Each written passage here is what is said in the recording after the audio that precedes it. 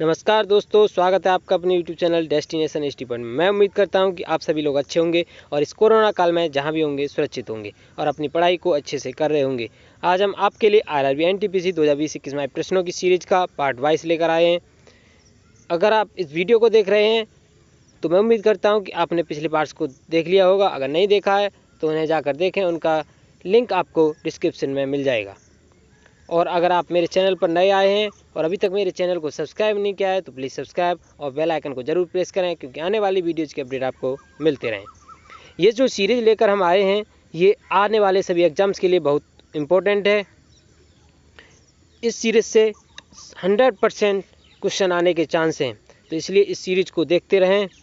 तो चलिए स्टार्ट करते हैं आज की क्लास एक मोटिवेशनल कोट्स के साथ। तो मोटिवेशनल कोट्स का है, इंसान को कठिनाइयों की ज़रूरत होती है क्योंकि सफलता का आनंद उठाने के लिए यह ज़रूरी है। इंसान को कठिनाइयों की ज़रूरत होती है क्योंकि सफलता का आनंद उठाने के लिए यह ज़रूरी है। इसलिए कोई भी कठिनाई आए उसका सामना करो। आपके हौसलों के आगे कोई भी कठिनाई टिक नहीं सकती। जब तक कोई कठिनाई नहीं आती है तो कोई सफलता मिलने पर भी आनंद नहीं आता है। इसलिए कठिनाइयों से डरो नहीं, बल्कि उनका डट कर सामना करो। एक दिन अच्छा समय ज़रूर आएगा और ये कठिनाई जो भी हैं सभी दूर होंगी। इसी जोश और उत्साह के साथ करते हैं आज का क्वेश्चन स्टार्ट।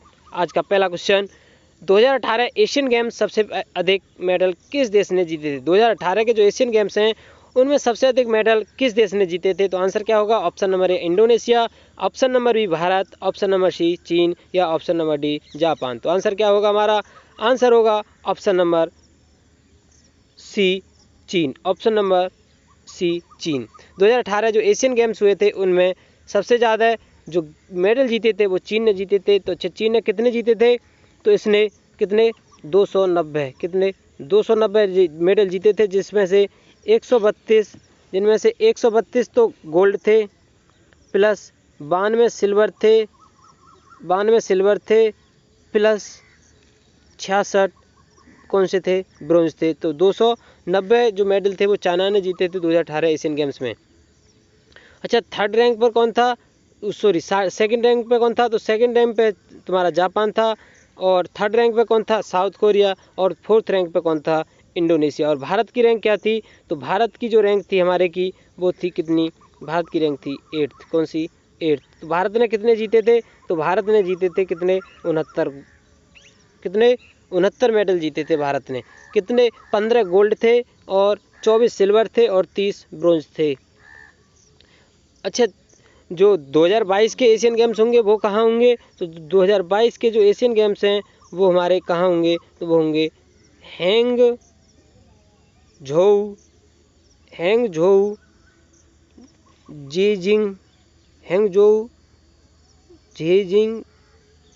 जेजियांग क्या? हांगझोउ झेजियांग चाइना में। हांगझोउ झेजियांग कहाँ? चाइना में होंगे 2022 के एशियन गेम्स। अच्छा, नेक्स्ट क्वेश्चन पर चलते हैं। गांधी इरविन समझौता कितने सूत्रीय मांगों पर हुआ था? तो गांधी इरविन जो समझौता था वो कितने सूत्रीय मांगों पर हुआ था? तो option number A 9, option number B 11, option number C 13, option number D 15। तो आंसर क्या होगा? गांधी इरविन जो समझौता कितने सूत्रीय मांगों पर हुआ था? तो आंसर होगा हमारा ऑप्शन नंबर बी 11। कितनी सूत्रीय मांगों पर? 11। अच्छा, ये गांधी इरविन समझौता क्या था? इरविन कौन थे? तो इरविन थे ये लॉर्ड इरविन एक वायसराय थे। कौन? वायसराय, भारत के वायसराय थे लॉर्ड इरविन। अच्छा, ये समझौता क्या था? तो गांधी इरविन समझौता था द्वितीय गोलमेज पहले सम्मेलन से पहले एक समझौता हुआ था, क्योंकि कांग्रेस ने गोलमेज सम्मेलन फर्स्ट में भाग नहीं लिया था। तो इसीलिए गांधी और इरविन का एक समझौता हुआ था कि गोलमेज सम्मेलन में भाग लेने के लिए कांग्रेस का। तो द्वितीय सम्मेलन जो गोलमेज सम्मेलन था उससे पहले ये गांधी इरविन समझौता हुआ था। कब हुआ था ये? 1931 में। कब? 1931 में हुआ था गांधी इरविन समझौता। अच्छा, पहला जो गोलमेज सम्मेलन था वो कब हुआ था? तो वो नवंबर 1930 से और जनवरी 1931 को हुआ था। दूसरा सितंबर दिसंबर 1931 और तीसरा हुआ था 17 नवंबर 1932 से 24 दिसंबर 1932। कौन सा? तीसरा गोलमेज सम्मेलन। अच्छा, जो कांग्रेस ने कितने अधिवेशन में भाग लिया था? तो कांग्रेस ने जो गोलमेज सम्मेलन थे उनमें ओनली सेकंड अधिवेशन में भाग लिया था, यानी दूसरे में भाग लिया था, और किसी अधिवेशन में उसने भाग नहीं लिया था।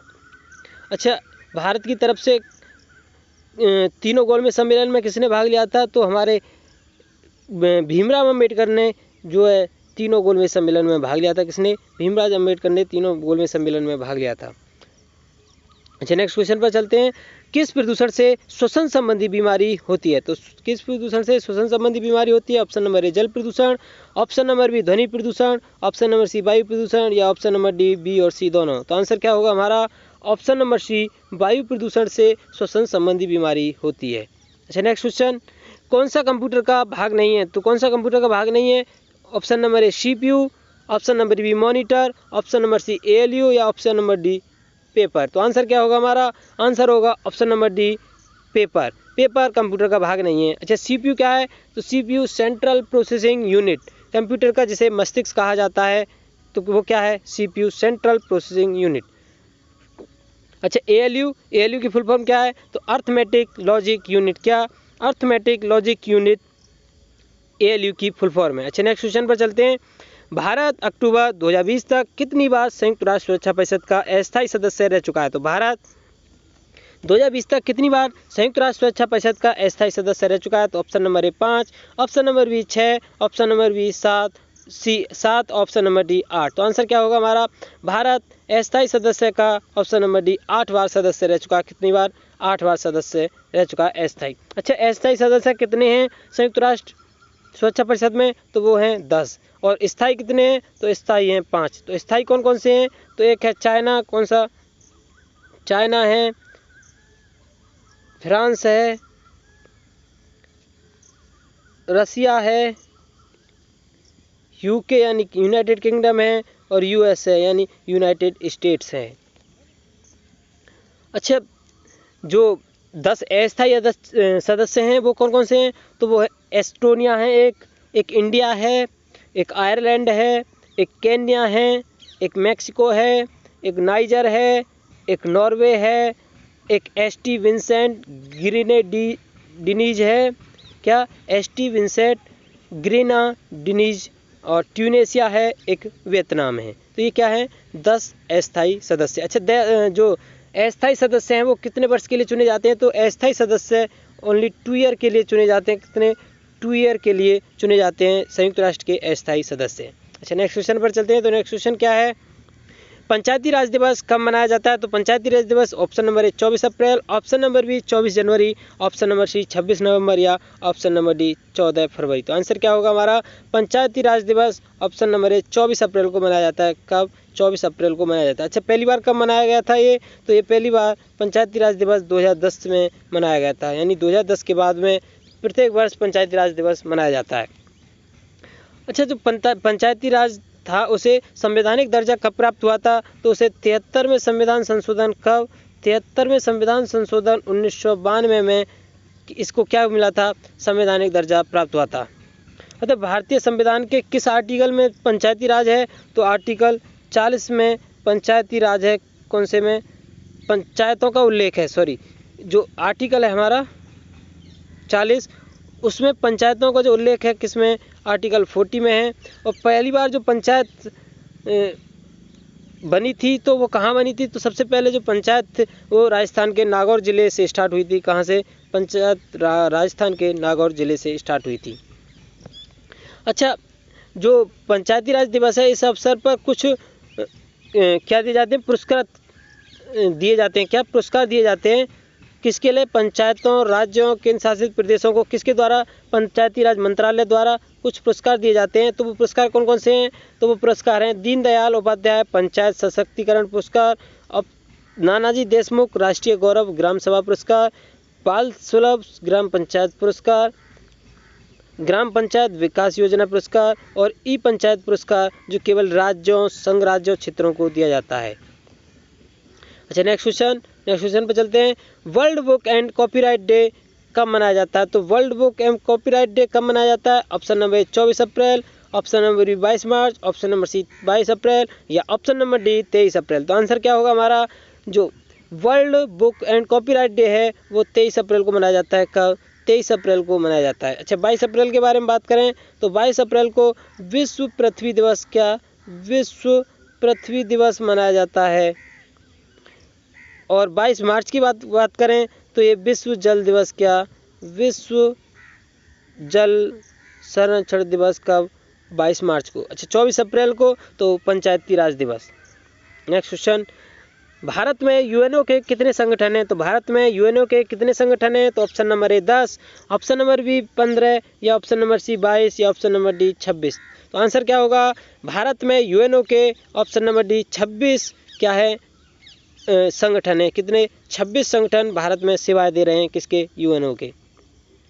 और वर्तमान में जो विशिष्ट एजेंसियां यूएनओ की वो कितनी हैं? तो यूएनओ की जो विशिष्ट एजेंसियां वर्तमान में वो हैं कितनी? 15 हैं। कितनी? 15। अच्छा, यूएनओ के जो फिलहाल महासचिव हैं वो कौन हैं? तो यूएनओ के जो महासचिव हैं वो हैं एंटोनियो गुटेरस। क्या? एंटोनियो गुटेरस कौन है? संयुक्त राष्ट्र के यूएनओ के महासचिव। अच्छा, इसकी स्थापना को हुई थी यूएनओ की? तो यूएनओ की स्थापना हुई थी 1945 को। कब? 1945 को। इसमें फिलहाल सदस्य कितने हैं? तो इसमें फिलहाल 193 सदस्य हैं वर्तमान में। अच्छा, जो संयुक्त राष्ट्र के जो मुख्य अंग हैं वो कौन कौन से हैं? तो संयुक्त राष्ट्र के 6 मुख्य अंग हैं, वो कौन कौन से हैं? नंबर 1 संयुक्त राष्ट्र महासभा, नंबर 2 सुरक्षा परिषद, और 3 संयुक्त राष्ट्र आर्थिक एवं सामाजिक परिषद, चौथा संयुक्त राष्ट्र न्यास परिषद, 5वां अंतर्राष्ट्रीय न्यायालय, छठा संयुक्त राष्ट्र सचिवालय। क्या? संयुक्त राष्ट्र सचिवालय। ये बहुत इंपॉर्टेंट हैं। ये जो मुख्य भाग जो दे रखे हैं संयुक्त राष्ट्र के, ये 6 बहुत इंपॉर्टेंट हैं। क्या है? ये वेरी वेरी इम्पोर्टेंट हैं। ये वेरी वेरी इम्पोर्टेंट हैं ये सभी जो हैं, ये पेपर में अक्सर पूछे जाते हैं। अच्छा, नेक्स्ट क्वेश्चन पर चलते हैं।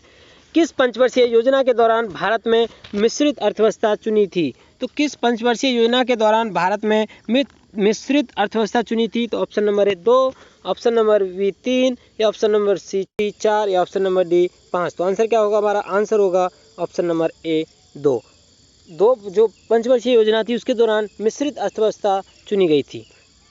अच्छा, जो थर्ड हमारी पंचवर्षीय योजना थी वो कृषि एवं गेहूं के उत्पादन में सुधार पर जोर दिया था। इसमें क्या क्या था? जो कृषि और गेहूं के उत्पादन में इस पर जोर दिया था तृतीय पंचवर्षीय योजना में। अच्छा, चौथी पर ये 14 प्रमुख भारतीय जो राष्ट्रीय बैंक थी उनका राष्ट्रीयकृत किया गया था। 14 प्रमुख बैंकों का राष्ट्रीयकृत किया गया था। और हरित क्रांति से कृषि उन्नत हुई थी। क्या? हरित क्रांति से कृषि उन्नत हुई थी इस योजना के अंतर्गत। ये चौथी योजना कब से कब तक थी? तो 1969 से 1974 तक थी। और 5वीं पंचवर्षीय योजना ये इसमें तनाव, रोजगार, गरीबी उन्मूलन और न्याय पर रखी गई थी। किस पर? तनाव, रोजगार, गरीबी उन्मूलन और न्याय पर रखी गई योजना थी। कौन सी? 5th। और इस 5th योजना को ये भी कहा जाता है कि पंचवर्षीय जो गरीबी हटाओ का जो नारा दिया था वो किस पंचवर्षीय योजना के अंतर्गत दिया था? तो वो 5वीं पंचवर्षीय योजना के अंतर्गत दिया गया था। थी वो किस मॉडल पर आधारित थी? तो ये हेरोड डोमर के मॉडल पर आधारित पंचवर्षीय योजना थी। अच्छा, कितनी पंचवर्षीय योजना हुई हैं? तो 12 पंचवर्षीय योजना हुई हैं। कितनी? 12 पंचवर्षीय योजना हुई हैं।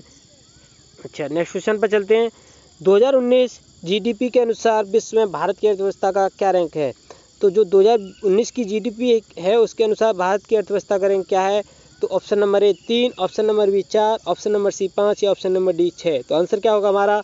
2019 के अनुसार जो भारत की अर्थव्यवस्था है वो कितनी है? तो वो है हमारी ऑप्शन नंबर सी 5। कितनी? 5। अच्छा, वर्तमान में कितनी है? तो वर्तमान 2020 के अनुसार है। 2020 के अनुसार 6th।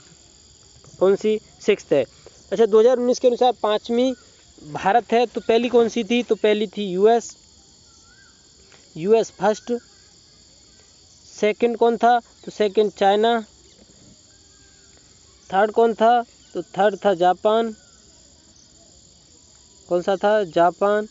और फोर्थ कौन सा था? तो फोर्थ था जर्मनी। कौन सा? जर्मनी। अच्छा, जो भारत की जो अर्थव्यवस्था है उसे मोदी सरकार ने किसका कितना लक्ष्य रखा था? तो मोदी सरकार ने $5 ट्रिलियन का लक्ष्य रखा था। किसने? $5 ट्रिलियन का लक्ष्य रखा था। किसने? मोदी सरकार ने। नेक्स्ट क्वेश्चन पर चलते हैं। खाद्य श्रृंखला में तृतीय पोषण स्तर पर कौन सा उपभोक्ता होता है? तो खाद्य श्रृंखला में तृतीय जो पोषण स्तर है उस पर कौन सा उपभोक्ता आता है? तो ऑप्शन नंबर ए प्राथमिक उपभोक्ता, ऑप्शन नंबर बी द्वितीयक उपभोक्ता, ऑप्शन नंबर बी सी तृतीय उपभोक्ता या ऑप्शन नंबर डी इनमें से कोई नहीं। तो आंसर क्या होगा? जो खाद्य श्रृंखला में तृतीय पोषण स्तर पर कौन सा उपभोक्ता होता है? तो ऑप्शन नंबर बी द्वितीय उपभोक्ता होता है। कौन सा? द्वितीय उपभोक्ता किस पर? तृतीय पोषण स्तर पर। अच्छा, प्राथमिक उपभोक्ता कौन से स्तर पर होता है? तो प्राथमिक जो उपभोक्ता है वो द्वितीय पोषण स्तर पर होता है। कौन से पर? द्वितीय पोषण स्तर पर होता है। जो कि शाकाहारी जो प्राणी होते हैं, कौन से? शाकाहारी जो प्राणी होते हैं वो द्वितीय जो पोषण है उस पर आधारित। अच्छा, फर्स्ट पोषण पर कौन सा होता है? तो फर्स्ट पोषण पर ये उत्पादक होते हैं। कौन? उत्पादक। फर्स्ट पोषण स्तर कौन सा होता है? उत्पादक का। जैसे हरे पौधे। कौन? हरे पौधे। हरे पौधे जो प्रथम पोषण स्तर होता है वो उत्पादक होता है, यानी हरे पौधे। और द्वितीय, तो द्वितीय पोषण प्राथमिक उपभोक्ता, द्वितीय पोषण में प्राथमिक उपभोक्ता, और तृतीय पोषण में द्वितीय उपभोक्ता, और तृतीय और जो चतुर्थ पोषण है उसमें तृतीय उपभोक्ता होते हैं। कौन से? तृतीय उपभोक्ता होते हैं। किसमें? चतुर्थ जो पोषण है, जैसे कि हमारा मनुष्य है वो चतुर्थ पोषण में आता है। किसमें? चतुर्थ पोषण में आता है हमारा मनुष्य। मनुष्य जो है ये जो प्रथम पोषण है, द्वितीय पोषण है और तृतीय पोषण है, अपने भोजन के लिए इन तीनों पोषण पर निर्भर रहता है। कौन? मनुष्य। अच्छा, नेक्स्ट क्वेश्चन पर चलते हैं। जनसंख्या की दृष्टि से भारत का सबसे बड़ा राज्य है कौन सा है? तो जनसंख्या की दृष्टि से भारत का सबसे बड़ा राज्य है option number A Maharashtra, option number B Paschim Bangal, option number C Uttar Pradesh या ऑप्शन नंबर डी बिहार। तो आंसर क्या होगा? हमारा आंसर होगा ऑप्शन नंबर सी उत्तर प्रदेश। जनसंख्या की दृष्टि से भारत का सबसे बड़ा राज्य है। अच्छा, बात करें तो सेकंड पे कौन है? तो एक क्रम को देख लेते हैं। तो यूपी सबसे पहले, उसके बाद में महाराष्ट्र सेकंड पर, उसके बाद बिहार। कौन सा? बिहार थर्ड पर, उसके बाद वेस्ट बंगाल फोर्थ पर। अच्छा, सबसे कम जनसंख्या वाला राज्य कौन सा है? तो वो है कौन सा? सिक्किम सबसे कम जनसंख्या वाला राज्य। और यूनियन टेरिटरी या केंद्र शासित प्रदेश की बात करें, यूनियन टेरिटरी यानी केंद्र शासित प्रदेश की बात करें तो वो है कौन सा? लक्षद्वीप। कौन सा?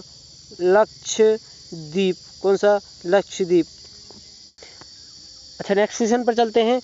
नेक्स्ट क्वेश्चन है WCCB की फुल फॉर्म क्या है? तो WCCB wildlife crime control bureau, option number B wildlife crime control board, option number C world crime control bureau या option number D world crime control board. तो answer क्या होगा? हमारा answer होगा option number A wildlife crime control bureau. अच्छा, इसका formation कब हुआ था? तो इसका फॉर्मेशन 4 सितंबर 2006 यानी 4 सितंबर 2006 को हुआ था। कब? 4 सितंबर 2006 को। किसका? Wild life crime control bureau यानी वन्य जीव अपराध नियंत्रण ब्यूरो का। अच्छा, ये वर्क क्या करता है? तो ये भारत सरकार का जो है पर्यावरण, वन और जलवायु परिवर्तन मंत्रालय के तहत संगठित वन्य जीव अपराध से निपटने के लिए एक वैधानिक निकाय है। किसका? भारत सरकार का। किससे? वन्य जीव अपराध से निपटने के लिए एक वैधानिक निकाय है। अच्छा, नेक्स्ट क्वेश्चन पर चलते हैं। तो नेक्स्ट क्वेश्चन क्या है? 11वां विश्व हिंदी सम्मेलन 2018 कहाँ मनाया गया था? तो 11वां जो विश्व हिंदी सम्मेलन था 2018 वो कहाँ मनाया गया था? तो option number A Fiji, option number B Mauritius या ऑप्शन नंबर सी नागपुर या ऑप्शन नंबर डी भोपाल। तो आंसर क्या होगा? हमारा जो 11वां विश्व हिंदी सम्मेलन 2018 कहाँ मनाया गया था? तो ऑप्शन नंबर बी मॉरिशस में मनाया गया था। अच्छा, 12वां कहाँ मनाया जाएगा? तो 12वां हमारा कहाँ? फिजी में मनाया जाएगा। कहाँ? फिजी में मनाया जाएगा। अच्छा, फर्स्ट कहाँ मनाया गया था? तो फर्स्ट जो है नागपुर में मनाया गया था। कहाँ? नागपुर में मनाया गया था। कब? 1975 में। कब? 1975 में फर्स्ट नागपुर में मनाया गया था। अच्छा, भोपाल की बात करें तो भोपाल में 10वां विश्व हिंदी सम्मेलन मनाया गया था। कब? 2015 में। ये जो विश्व हिंदी सम्मेलन है ये प्रत्येक 3 वर्ष पर होता है। कितने? 3 वर्ष बाद होता है। क्या? विश्व हिंदी सम्मेलन प्रत्येक 3 वर्ष बाद मनाया जाता है।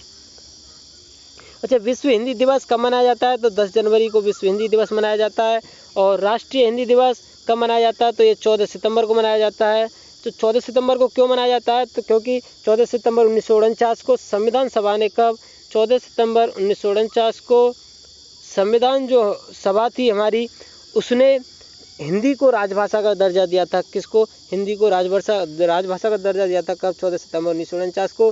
तभी से राष्ट्रीय हिंदी दिवस 14 सितंबर को मनाया जाता है। अच्छा, नेक्स्ट क्वेश्चन पर चलते हैं। तो नेक्स्ट क्वेश्चन क्या है, और आज का आखिरी क्वेश्चन, धारा 370 के विरोध में किन महिलाओं ने केस लड़ा था? ये किस लड़ा था? नहीं, केस लड़ा था। ये केस लड़ा था। तो धारा 370 के विरोध में किन महिलाओं ने केस लड़ा था? तो option number A Arundhati Katju, option number B Menaka Guruswamy, option number C Zakia Soman, या ऑप्शन नंबर डी ए और बी दोनों। तो आंसर क्या होगा? जो धारा 370 थी उसके विरोध में अरुंधति काटजू, मेनका गोस्वामी, इन दोनों ने, यानी ऑप्शन नंबर ए और बी दोनों ने जो है एक केस लड़ा था। अच्छा, जाकिया सोमन कौन थी? तो जाकिया सोमन कौन थी? ये भारतीय मुस्लिम जो महिला आंदोलन की संस्थापक हैं। किसकी? ये भारतीय मुस्लिम महिला आंदोलन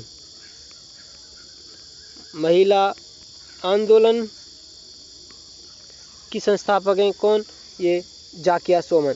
अच्छा, जाकिया सोमन ने जो है ये 3 तलाक जो केस था उसमें भी भाग लिया था। किसमें? 3 तलाक में। तो आज की क्लास यहीं समाप्त करते हैं। उम्मीद करता हूँ आपको क्लास अच्छी लगी होगी। अगर क्लास अच्छी लगी हो तो प्लीज़ लाइक, कमेंट और अपने दोस्तों को शेयर ज़रूर करें। और अभी तक आपने मेरे चैनल को सब्सक्राइब नहीं किया है तो प्लीज़ सब्सक्राइब और बेल आइकन को ज़रूर प्रेस करें, क्योंकि आने वाली वीडियोज़ के अपडेट आपको मिलते रहें। थैंक यू, धन्यवाद। आपका दिन शुभ हो।